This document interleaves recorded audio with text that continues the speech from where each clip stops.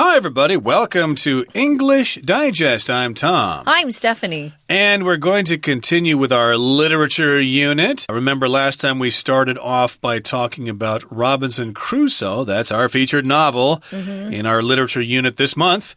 And we talked about the actual story of Robinson Crusoe. It was about a guy named Robinson Crusoe. He's a rich guy from England, and he owns a plantation, maybe some more plantations in South America, in Brazil, but he was going to go to Africa to get some slaves for his plantation, but he got stuck on an island. He was shipwrecked there, and lots of things happened to him while he was there, but he was the master of that island, and that's kind of the theme of Robinson Crusoe, the mastery of man. Yeah, taking control. Today we're going to be talking about Daniel Defoe, the author himself, his background, what he experienced in his life, kind of what led him to write this book. I don't know a lot about Defoe except that he wrote Robinson Crusoe, so this is going to be interesting for me too. So we hope you'll stay tuned. We're going to read through the article and then we'll be back.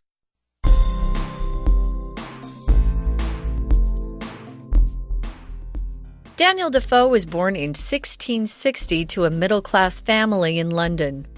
As a child, Defoe witnessed two of London's greatest disasters. The Great Plague of London, which killed more than 70,000 people in 1665, and the Great Fire of London in 1666, which left only 3 houses standing in Defoe's neighborhood. It is believed that these events had a powerful effect on Defoe's fictional works, which are full of tales of catastrophe and survival. As an adult, Defoe traveled extensively throughout Europe, visiting the Netherlands, France, and Spain on business. Additionally, his political criticisms of King James II led to him being exiled from England in 1685 for 3 years. He spent the time in Europe, writing tracts against the king. These forays away from England also played an influential role in his writing, especially the novels Robinson Crusoe and Moll Flanders, whose main characters were both inclined to travel. For many years, Defoe focused solely on journalism and writing political essays. He began writing fiction around the age of 60, publishing Robinson Crusoe in 1719 and Moll Flanders in 1722. Defoe's fictional works were instrumental in the shaping of the modern English novel. First, his novels were some of the earliest to straddle the line between genres, notably journalism and fiction. Crusoe's narrative bears a striking resemblance to historical accounts of Alexander Selkirk, an 18th century buccaneer who was marooned on an island in the South Pacific for 4 years. Second, Defoe laid the groundwork for prose to be written in a simple, direct manner, moving it away from the ornate styles preferred by London's upper classes. Gradually, this became the standard for the English novel, paving the way for countless authors to follow. Okay, let's talk about today's unit. Again, we're talking about the actual author of Robinson Crusoe, Daniel Defoe. So here we go. Daniel Defoe was born in 1660 to a middle-class family in London. Okay, so he's not really rich, but he's not poor either. His family was middle class. And, of course, he's from London. And as a child, though, Defoe witnessed 2 of London's greatest disasters, the Great Plague of London, which killed more than 70,000 people in 1665, and the Great Fire of London next year in 1666. And that particular fire left only 3 houses standing in Defoe's neighborhood. My goodness, sounds like a bombing in World War II or something like that. Yeah. But in any case here, when he was a child or as a child, he witnessed these 2 disasters. If you witness something, you actually see it with your very own eyes. You sure do. And sometimes if a crime has been committed, the police will ask you to give a testimony, give an account of what you saw to try to put away or convict that criminal, whoever committed the crime. So he saw for himself, or he experienced it, you could say, two of London's greatest disasters. A plague is a terrible situation where some sort of contagious disease is spread throughout a country, throughout a city. Here it was really quite deadly. It killed a lot of people in London, 70,000 people. In 1665, they had quite a few problems with diseases back then because people were dirty. They didn't understand that you needed to wash your hands and things like that. Also, they didn't have vaccines like we do. And he also witnessed or experienced the Great Fire of London in 1666. Notice that Great Fire is capitalized because that's actually the title of this fire. They gave it a name. And it was so bad, at least for Defoe, that when it was finished, only 3 houses were left standing in his neighborhood. They had not been burned to the ground. My goodness, I guess back then they built their houses mostly out of wood, which of course are very flammable. They can burn easily. So again, in 1666, there was a big fire, as if London hadn't suffered enough from the plague the year before. So London was going through some very hard times back then. So when he saw that stuff, of course, it left a lasting impression. It is believed that these events had a powerful effect on Defoe's fictional works, which are full of tales of catastrophe and survival. Fictional just means it's a work of fiction, which means it's just a story that's been made up, maybe based on real events, but again, the story isn't true. And of course, Robinson Crusoe is a work of fiction, but it was kind of based on some other story, which we're going to get to in a second. But certainly, it's not non-fiction. It's fictional, or it's a novel. And these particular novels are full of stories about catastrophe. Catastrophe is basically just another word for disaster. It's less common than disaster, though. Yeah, but if it's a catastrophe, I always feel like it's even worse than disaster. On a scale of degrees, I would say catastrophe is the worst. It involves a lot of people suffering, a lot of death, a lot of damage, destruction. It's terrible. Now, as an adult, Defoe was able to travel extensively throughout Europe, visiting the Netherlands, France, and Spain on business. Notice here we're including the Netherlands when we talk about Europe, the way the sentence is written. If you travel extensively, you're one lucky dog, as I like to say. Lucky dogs are lucky people who get to travel a lot and see the world, especially back then. There was a lot of poverty back then, unless you were maybe royalty or came from a merchant family who made a lot of money in business. You didn't have money to travel. You couldn't ever take trips, which is why our lives are so fun today. We get to see the world. Even if we're not rich, extensively just means covering a large area. So he got to see quite a bit. He did, and I did want to mention here that some of you might be confused. The Netherlands, why don't we say the France or the Spain? The Netherlands, that's just an exception here because it includes different parts of the Netherlands. There's Holland, there's Friesland and stuff like that, so we got to put a the there. It's very rare that a country name has a the in it. Well, the United States does too.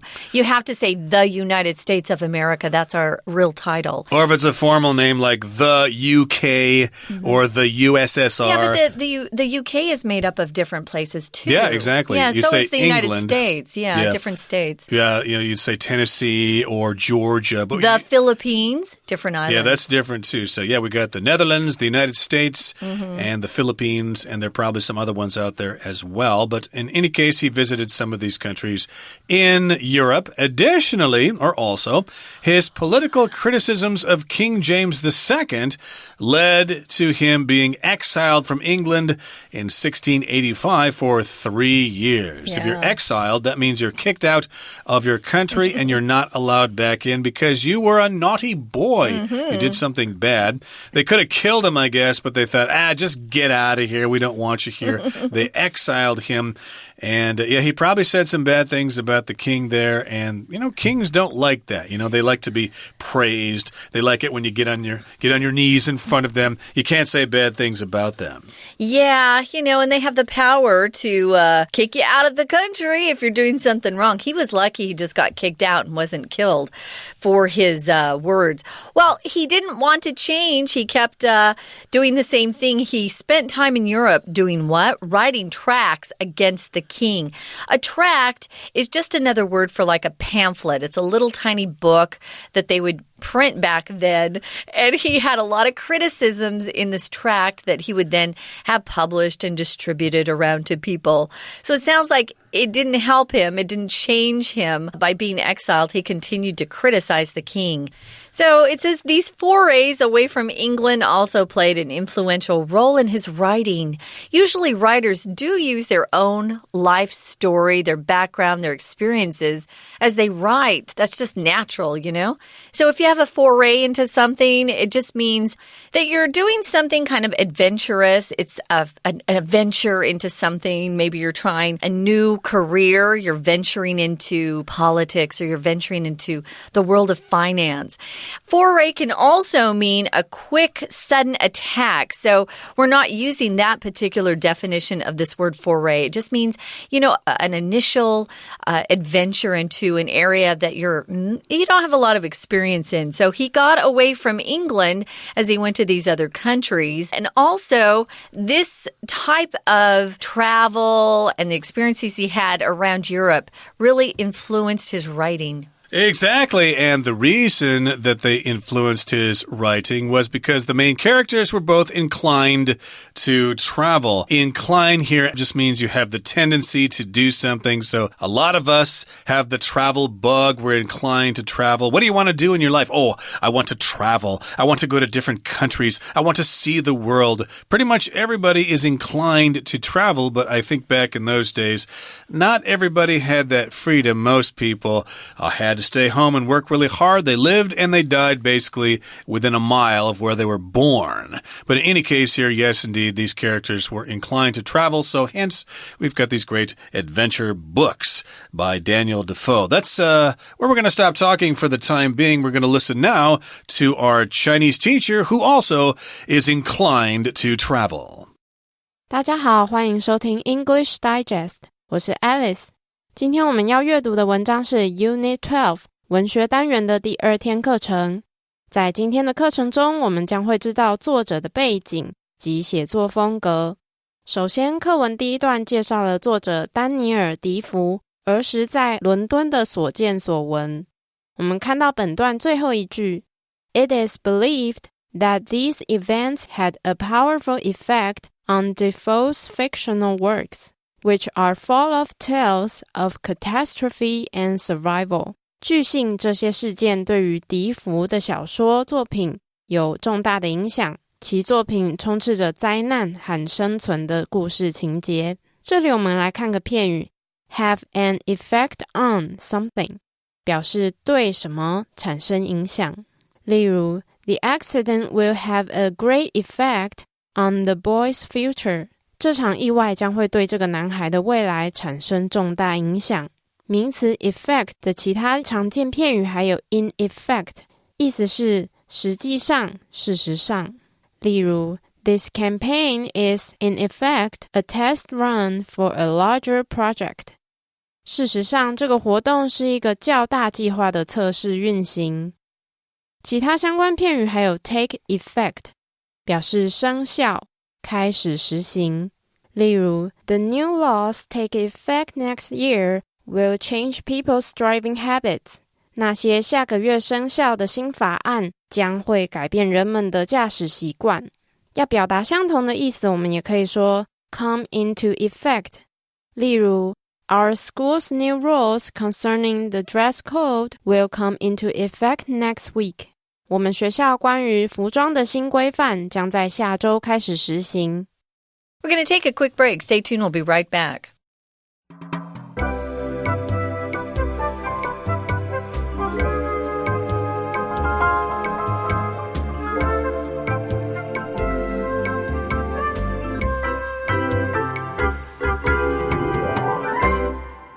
Okay, let's continue with our lesson. We're going to continue talking about Daniel Defoe, and we're not going to talk about Robinson Crusoe. Remember, Robinson Crusoe is one of his creations, but again, like a lot of writers, their fiction is kind of based on their real-life experiences and stuff like that. So remember, Daniel Defoe experienced some big catastrophes in London there, the plague which killed 70,000 people, and of course, the Great Fire of London next year in 1665. So he also got to travel. He was exiled from England because he said bad things about the king there. So, yeah, he's inclined to travel, and for many years, Defoe focused solely on journalism and writing political essays. So this is like nonfiction here. Solely just means only. He only focused on journalism, which means writing for newspapers or writing nonfiction, writing books about real things. And also he wrote those political essays, which party we should support or which particular policy of which particular politician is a bunch of nonsense and why we should do something else. That would be something talked about in a political essay. Yeah, those were pretty popular back then, and unlike our world here in Taiwan and even in the United States, you can get in trouble for expressing your opinion if it's against the leaders. Thankfully, we have the freedom of speech, don't we? We do. Well, he focused solely or only on that, but then began writing fiction at quite a old age, especially back then. They didn't live as long as we do now. He lived a pretty long life, I would say. He started writing fiction around the age of 60. Never quit being creative, I think, is the moral or the message here. He published Robinson Crusoe in 1719, and then 3 years later had finished writing Moll Flanders, which was turned into a movie with the actress Julia Roberts. Oh, okay. It's not her best role. I didn't believe her in this character. I was going to say, yeah, if Julia, what's her name? Roberts, yeah, if she's in a movie, I probably don't want to see it. You don't like her, huh? She's one of the most overrated actresses in the world. But in any case here, he did publish these two novels in the early 1700s, and Defoe's fictional works were instrumental in the shaping of the modern English novel. So here we have the word instrumental. We could say they were important. They were crucial. We needed those, his works. And otherwise, if we didn't have his fictional works, we would not have the modern English novel that we have today. He's kind of the grandfather of the modern novel. Yeah, you could say that.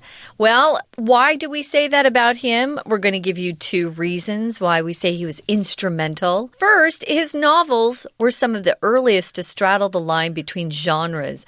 If you straddle something, you put yourself kind of in the middle. If you have a line, you put one foot over the line and the other foot on the other side. So you're straddling. We often use this verb to talk about riding a horse. You will straddle a horse. You know, one leg's on one side of the horse and one leg is on the other side. So he kind of was doing a little bit of two genres at the same time. A genre is a type of literature. It could mean mystery versus nonfiction, or fiction versus what? Poetry, I don't know. Different types of genres of writing. Notably, and we're going to tell you what those two genres he focused on mainly, they were fiction and journalism, both together. Right, so in this particular case, as we're going to see in the next sentence, it says, Crusoe's narrative bears a striking resemblance to historical accounts of Alexander Selkirk, an 18th century buccaneer who was marooned on an island in the South Pacific for 4 years. So, yes, this is an example of straddling the line between journalism and fiction, between nonfiction and fiction here. He's got a narrative here, which is basically an account of something, a story, and it looks an awful lot like Alexander Selkirk's story. Alexander Selkirk was a buccaneer who was marooned or shipwrecked on an island in the South Pacific for 4 years. A buccaneer is kind of like a pirate, right? I don't know. It's an adventurous sailor, I would say, but we don't use that word too much anymore. We don't describe anybody these days as a buccaneer, do we? Unless we're talking about the Tampa Bay Buccaneers in the NFL. Oh, that's true. But if you look it up in the dictionary, it also says pirate. It's somebody who's daring, adventurous. Sometimes he takes a lot of risks. This person can be a buccaneer. But that's the only time I ever hear it in the States is the NFL football team, Tampa Bay Buccaneers. And again, maroon is very similar to shipwrecked, just so you know if you see that what it means. Now, that's the first reason, he is so interesting, was that he would combine genres or use both of them in his writing, which was unusual at the time. The second reason he was instrumental to changing the path of novelists is that he laid the groundwork for prose to be written in a simple, direct manner. He was moving it away from this really ornate style that was popular at the time that he was alive. If you lay the groundwork for something, it means you prepare like the foundation for others to follow you, so it's easier for them to follow in your footsteps, you could say. I remember reading some earlier novels than Daniel Defoe and thinking, wow, these are really complicated. The English is so crazy. But Robinson Crusoe could be read by, say, a fourth grader or a fifth grader in the States. So it is very simple and direct and fun. Yeah, this sort of reminds me about the difference between wen yan wen and bai hua in Chinese, basically, although I could be wrong on that, but it's kind of my own interpretation here. Basically, they like these ornate styles. The rich people, the educated, like things to be very, very detailed, and, normal working class people just couldn't read it. It was just too complicated, and rich people, of course, like to separate themselves more and more from the common man. So, in this case, he kind of made these novels more accessible to regular folks like you and me, and gradually this became the standard for the English novel, paving the way for the countless authors to follow. So he kind of set a trend there. He started a trend. He's a trailblazer. A trailblazer, indeed. And yes, indeed, this was the standard for the English novel. After that, most novelists decided, heck with that fancy writing. That's just for snobby rich people. It doesn't really mean anything. Let's just tell the story the way most people would tell the story. Well, another significance is back then a lot of the people couldn't read. They didn't have enough money to even go to school. They had to, tend to their crops, take care of the food, or, work all hours of the day. They just didn't know how to read. And by the time he started writing, more and more people were able to read. Books could be printed. That's another big difference. You think about the world before the printing press. We didn't really have many books because you had to copy them by hand. Yeah. If you can even imagine. So he made it possible for a lot of people that wouldn't normally be able to get their hands on books to not only read, but enjoy what he had to share. Certainly, so that pretty much winds things up for Daniel Defoe here, the writer of our featured book, Robinson Crusoe. And I think this is probably good news for our listeners there. If you've been told by your teacher to read Shakespeare, you probably think, nobody talks like that. Yeah. Why do I need to study that? He's hard, yeah. But if you read Robinson Crusoe here or Daniel Defoe's work, you might think, hey, I can actually read this. I can actually understand it. This is closer to the way people actually talk. So check it out. You can probably find a free copy of this online somewhere. Put it in your smartphone and enjoy. So that brings us to the end of our lesson for today. Right now, we're going to listen one more time to our beloved Chinese teacher. 接下来我们看到课文第3段第5句 Crusoe's narrative bears a striking resemblance to historical accounts of Alexander Selkirk.克鲁索的叙述方式与历史上记载的一名18世纪的海盗亚历山大·塞尔科克极为相像。这边我们看到动词 bear B-E-A-R 的用法。bear 在课文中是带有某种特征或标记的意思。它的三态变化是 bear, bore, B-O-R-E, born, B-O-R-N-E。接着我们来介绍一些与 bear 相关的常见片语用法。首先是 not bear thinking about， 意思是不堪设想。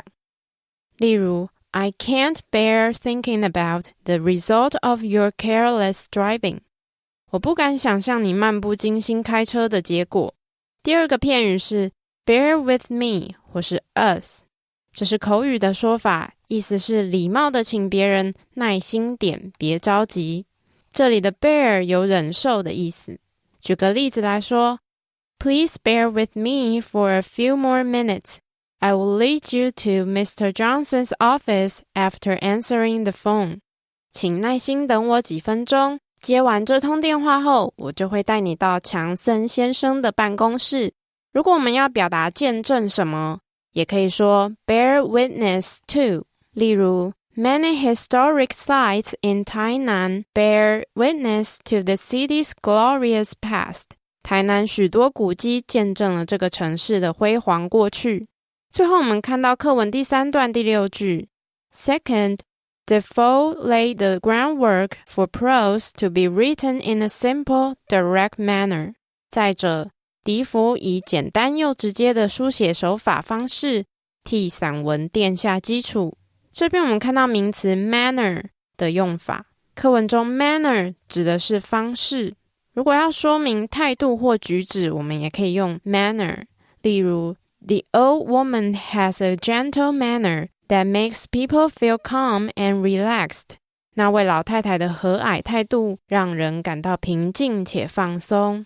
另外 manner 也可以用来表达种类，例如 all manner of 再加名词，就是指各式各样的什么。manner 当然也可以表示礼貌、规矩，例如我们常听到 bad manners 就是没有礼貌的意思。最后 manner 也可以指一个民族或时代的风俗或习惯，例如 When traveling abroad, you should conform to the manners of the country you are visiting. 当出国旅行时，你应该遵守当地的风俗习惯。以上就是今天的课程，谢谢收听。That is it for today's lesson. Thank you so much for joining us. We are very grateful. We are eternally grateful, and we hope you will join us again for another edition of our program next time. We will also be eternally grateful then. From all of us here at English Digest, I'm Tom. I'm Stephanie. Goodbye. Bye.